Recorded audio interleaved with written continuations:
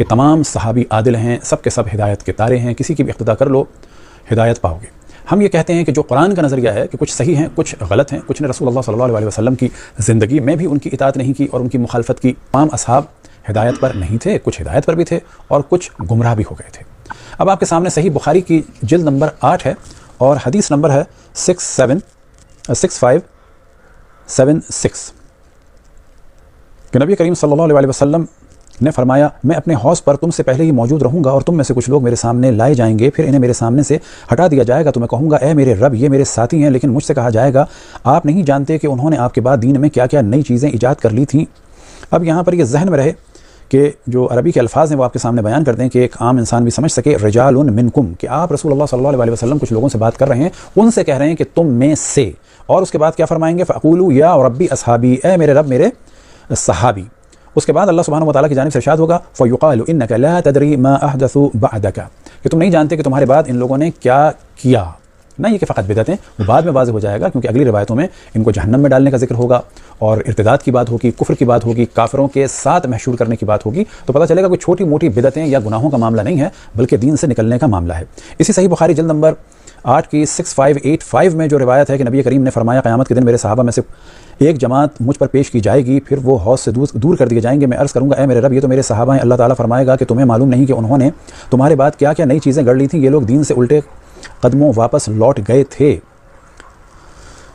کہ اس میں جو اہم ترین الفاظ ہیں وہ آپ کے سامنے بیان کر دیں، یرد علیہ یوم القیامت رہتن، اب رہتن کے معنی ہے گروہ، من اصحابی، کسی اور کے نہیں، امت کے نہیں، اصحاب میں سے ہوں گے، اور جب ان کو ہٹا دیا جائے گا تو کیا فرمائیں گے آپ؟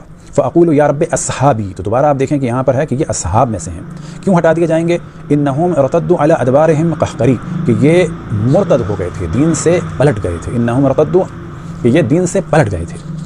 اب آپ کے سامنے اسی صحیح بخاری جلد نمبر 8 کی حدیث نمبر 6586 ہے اور یہاں پر بھی یہ ہے جو آپ کے سامنے اردو اس کی پڑھ دیتے ہیں، میرے صحابہ کی ایک جماعت آئے گی، پھر انہیں اس سے دور کر دیا جائے گا، میں عرض کروں گا میرے رب یہ تو میرے صحابہ ہیں۔ اللہ تعالیٰ فرمائے گا کہ تمہیں معلوم نہیں کہ انہوں نے تمہارے بعد کیا کیا نئی چیزیں ایجاد کر لی تھیں، کہ الٹے پاؤں اسلام سے واپس لوٹ گئے۔ تو یہاں پر بھی یاد رکھیں کوئی چھوٹی موٹی بدعتیں نہیں ہیں بلکہ یہ الٹے پاؤں دین سے واپس نکل گئے تھے۔ تو یہاں پر بھی یہ ہے فَأَقُولُ يَا رَبِّ أَصْحَابِي فَيَقُولُ إِنَّكَ لَا عِلْمَ لَكَ بِمَا أَحْدَثُوا بَعْدَكَ إِنَّهُمْ ارْتَدُّوا، اب یہ انہوں نے جو بدعتیں کیں یا جو نئی باتیں کیں یہ چھوٹی موٹی نہیں تھیں، اتنی بڑی تھیں کہ جس سے دین سے نکل گئے تھے۔ اسی صحیح بخاری کی جلد نمبر 8 صفحہ نمبر اور حدیث نمبر 6587 اور صفحہ نمبر 54 میں ہے کہ نبی کریم نے فرمایا حوض پر، نبی کریم نے فرمایا میں حوض پر کھڑا ہوں گا، ایک جماعت جو بیان فرما رہے تھے، اصحابی لفظ جو سرکار نے ان پر بولا تھا اس لفظ سے فائدہ اٹھاتے ہوئے اس نے یہ ذکر کیا کہ تمام صحابہ کرام رضوان اللہ تعالی علیہم اجمعین عادل نہیں تھے، کیونکہ اہل سنت والجماعت اس پر شور اور غوغا کرتے ہیں کہ تمام صحابہ عادل ہیں، جبکہ اہل تشیع کہتے ہیں کہ تمام صحابہ عادل نہیں ہیں۔ تو اس پر یہ دلیل حدیث پاک جو بخاری شریف مسلم شریف میں موجود ہیں وہ حدیث پڑھ کر بتلائی کہ یہ سارے صحابہ عادل نہیں تھے۔ اب اس نے جو داخل اسلام رکھے ان کا بھی ذکر نہیں کیا اور جو خارج اسلام رکھے ان کا بھی ذکر نہیں کیا۔ اب یہ ذکر اس لیے نہیں کیا تھا کہ تمام صحابہ کرام رضوان اللہ تعالی علیہم اجمعین کی ذات ببرکات جو ہیں وہ مشکوک ہو جائیں، تمام لوگوں کے دلوں میں جو صحابہ کرام کی عظمت ہے، تعظیم ہے، توقیر ہے، وقار ہے، وہ سارا ختم ہو جائے اور ہر ایک صحابی تاکہ مشکوک نظر آنے لگ جائے۔ حالانکہ اس کو یہ وضاحت کر دینی چاہیے تھی کہ جو خارج اسلام ہوئے، جو خارج اسلام جن کو سرکار فرما رہے ہیں وہ منکرین زکوٰۃ تھے، انہوں نے زکوٰۃ کا انکار کر دیا تھا۔ وہ خارجی لوگ تھے جو خوارج کے ساتھ مل گئے تھے، جو دین سے پلٹ گئے تھے، جو دین سے پھر گئے تھے۔ اب ان پر جو اس نے بات کی تھی وہ یہ کہ سرکار نے ان کو اصحابی کہا ہے، یہ میرے اصحاب ہیں، یہ میرے ساتھی ہیں۔ تو اس لفظ سے فائدہ اٹھا کر اس نے اپنے ناپاک عزائم جو ہیں وہ لوگوں کے دلوں میں بٹھانے کی اس نے ایک ناکام کوشش کی، جس سے یہ ہرگز اور قطعاً کامیاب نہیں ہو سکتا۔ اور نہ ہی اس کے دیگر جو افراد ہیں جو اس طرح کی واہیات حرکتیں کرتے ہوئے نظر آتے ہیں وہ بھی ناکام ہی رہتے ہیں، پہلے بھی ناکام تھے اور قیامت تک انشاءاللہ العزیز یہ ناکام رہیں گے۔ اب ہم ان کا پردہ چاک کرتے ہیں کہ یہ اس نے جو کام کیا ہے یہ یہودیوں والا کام ہے، یہ مسلمانوں کا کام نہیں ہے۔ یہودی بھی جو اسی طرح کی جو شبہات ہوتے، شکوک ہوتے، وہ مسلمانوں کے درمیان میں چھوڑ دیتے تھے، جیسا کہ اس نے کیا۔ اب رسول اللہ صلی اللہ علیہ وسلم کی جتنی بھی یہ حدیثیں پیش کی ہیں سب کی میں نشاندہی کرتا ہوں، وہ بتلاتا ہوں۔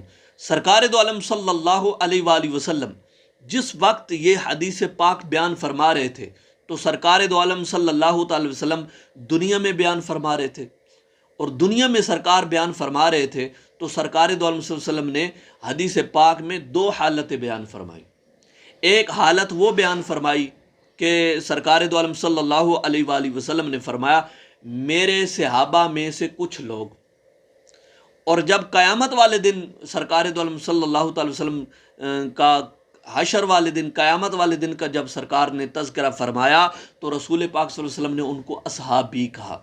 اب پہلی جگہ پر جو رسول پاک صلی اللہ علیہ وسلم نے پہلی مرتبہ جو حدیثوں میں ذکر کیا، پہلی مرتبہ جو سرکار دو عالم صلی اللہ علیہ وسلم نے ذکر کیا، وہ آئیے ذرا سماعت کیجئے تاکہ اس کی جو ہے ڈنڈی جہاں جہاں اس نے ماری ہے وہ واضح ہوتی چلی جائے۔ اب دیکھو سرکار دو عالم صلی اللہ علیہ وآلہ وسلم نے ان پر صحابہ کا اطلاق، صحابہ لفظ کا اطلاق کیا ہی نہیں۔ سرکار دو عالم صلی اللہ علیہ وآلہ وسلم نے جو ان پر لفظ بولے وہ اب سنیے کہ سرکار دو عالم صلی اللہ علیہ وآلہ وسلم نے کیا بیان فرمایا۔ اب اس جگہ پر بخاری شریف ہے اور جو ہے حدیث جو ہے وہ ہے 6582 نمبر حدیث ہے، جبکہ یہ حدیث اس نے بیان ہی نہیں کی تھی۔ اب دیکھیے یہ آپ کو سکرین پر نظر آ رہا ہے، آپ ذرا دیکھیے۔ حضرت انس رضی اللہ تعالی عنہ سے روایت ہے تو عن النبی صلی اللہ علیہ وآلہ وسلم قال لیردن علی ناس من اصحابی، یہاں ناس من اصحابی نبی پاک صلی اللہ علیہ وسلم نے بیان فرمایا ہے۔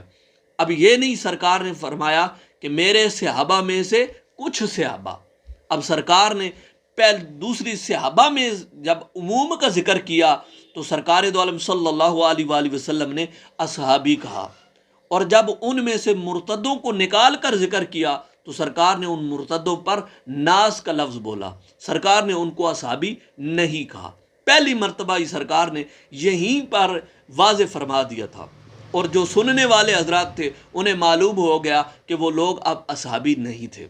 اب سرکار دو عالم صلی اللہ علیہ وسلم جب دوسری مرتبہ ان کو اصحابی قیامت والے دن فرمائیں گے تو سرکار دو عالم صلی اللہ علیہ وسلم ان کو ذلیل و رسوا کرنے کے لیے سرکار ان کو اصحابی فرمائیں گے، ذلیل و رسوا کرنے کے لیے۔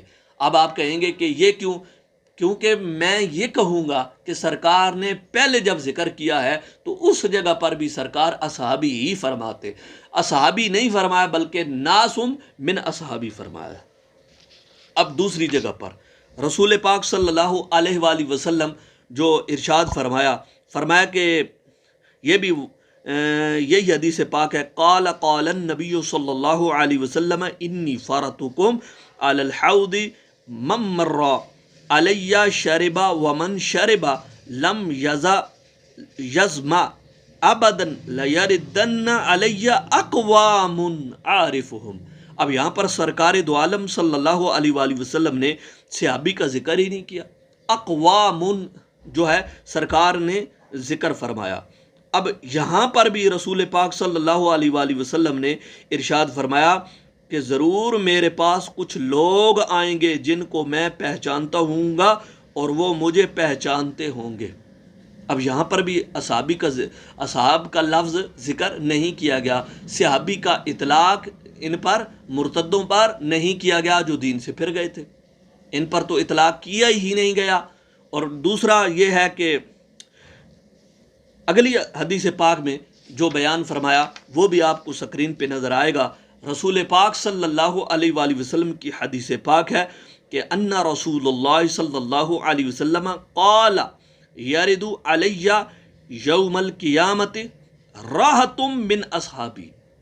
یہاں راحتم من اصحابی سرکار نے جب جتنی بھی حدیثیں ہیں سرکار نے اسی طرح بیان فرمایا ہے. جب تمام صحابہ کا ذکر کیا، ان صحابہ میں سے جب مرتدوں کو نکال کر ذکر کیا، جو مرتدوں کا، ان کو سرکار نے اقوام کہا، راحت کہا، ناس کہا، رجال کہا. ان پر صحابہ کا اطلاق کیا ہی نہیں گیا. اب دیکھیے، یہ رسول پاک صلی اللہ علیہ وآلہ وسلم نے راحتم من اصحابی فرمایا. نبی پاک صلی اللہ علیہ وآلہ وسلم نے فرمایا قیامت کے دن میرے اصحاب میں سے ایک جماعت آئے گی. اصحاب میں سے ایک جماعت آئے گی. یہ نہیں کہا کہ کچھ صحابہ آئیں گے. اب کچھ صحابہ کہہ دیتے تو پھر بات جو ہے تمہاری جو ہے وہ ماننے کے قابل کچھ ہو جاتی. لیکن یہاں جو ہے سرکار دو عالم صلی اللہ علیہ وآلہ وسلم نے ایسا بالکل ذکر نہیں فرمایا. اسی طرح اگلی حدیث پاک، اور اس حدیث پاک کا نمبر بھی جو ہے 6582 نمبر حدیث ہے. اس جگہ پر بھی رسول پاک صلی اللہ علیہ وآلہ وسلم نے جب ارشاد فرمایا ان النبی صلی اللہ علیہ وآلہ وسلم قال یرد علی الحوض رجال من اصحابی. یہاں پر بھی یہ کہا رجال من اصحابی. تو سرکار دو عالم صلی اللہ علیہ وآلہ وسلم نے یہاں پر بھی رجال کا لفظ بیان فرمایا ان مرتدوں کے لیے. رسول پاک نے ان پر اصحاب کا لفظ نہیں بولا. اور جنہیں اب پہلی جگہ پر سرکار دو عالم صلی اللہ علیہ وسلم جب بیان فرماتے ہیں تو اصحابی کہتے ہیں، لیکن ان میں سے جب مرتدوں کو نکال کر ذکر کرتے ہیں تو رجال کہتے ہیں. اب یہ بات تو سمجھنی چاہیے. اب رسول پاک صلی اللہ علیہ وآلہ وسلم نے جو اگلی حدیث پاک ہے اس کا جو نمبر ہے وہ ہے 6587 نمبر حدیث پاک کا نمبر ہے. اب اسی میں بھی آپ کو یہی الفاظ نظر آئیں گے کہ رسول پاک صلی اللہ علیہ وسلم نے فرمایا قال بینا انا قائم اذا زمرۃ. یہاں سرکار نے فرمایا کہ سرکار فرماتے ہیں جس وقت میں حوض پر کھڑا ہوں گا پس ایک گروہ میرے سامنے آئے گا. یہاں پر بھی سرکار نے اصحابی کا لفظ، صحابہ کا لفظ اس پر نہیں بولا، اور یہاں پر صحابہ کا ذکر بھی نہیں ہے.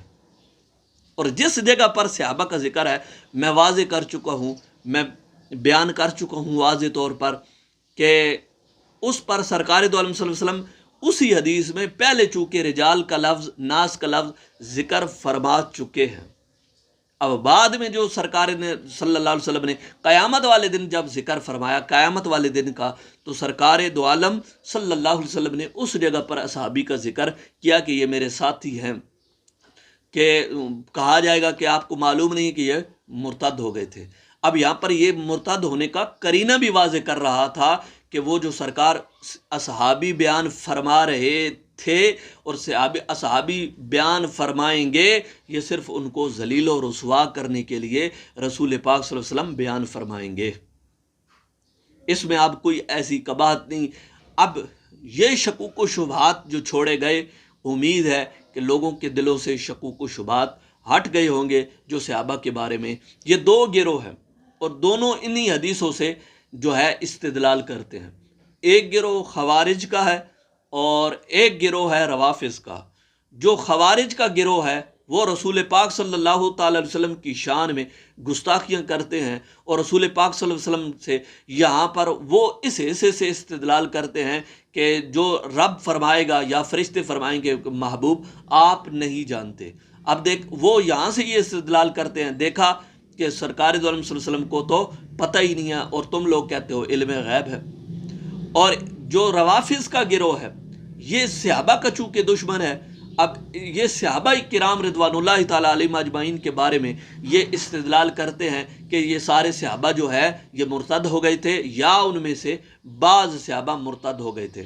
اگر یہ من تبعیضیہ ذکر نہ کیا جاتا تو پھر یہ سارے صحابہ پر مرتد ہونے کا بھی حکم لگا سکتے تھے، کیونکہ رجال من اصحابی جو ہے آیا ہے بعض صحابہ، اور صحابہ میں چونکہ حضرت امام حسن، حضرت امام حسین، حضرت مولا علی رضی اللہ تعالیٰ عنہ بھی شامل تھے، اس لیے اب ان کی مجبوری بنتی ہے۔ تو اس مجبوری کے پیش نظر یہ سارے صحابہ کو مرتد نہیں کہہ رہے، بعض صحابہ کو یہ مرتد کہہ رہے ہیں۔ اس لیے یہ ناپاک ان کی کوششیں ہیں، ناپاک ان کے عزائم ہیں، اور صحابہ کرام رضوان اللہ تعالیٰ علیہم اجمعین پر جو یہ انگلیاں اٹھاتے ہیں، اٹھاتے رہیں گے، اور اس کے جواب ہمارے علماء اہل سنت دیتے تھے اور دیتے ہیں، اور انشاءاللہ تعالیٰ دیتے رہیں گے۔ اس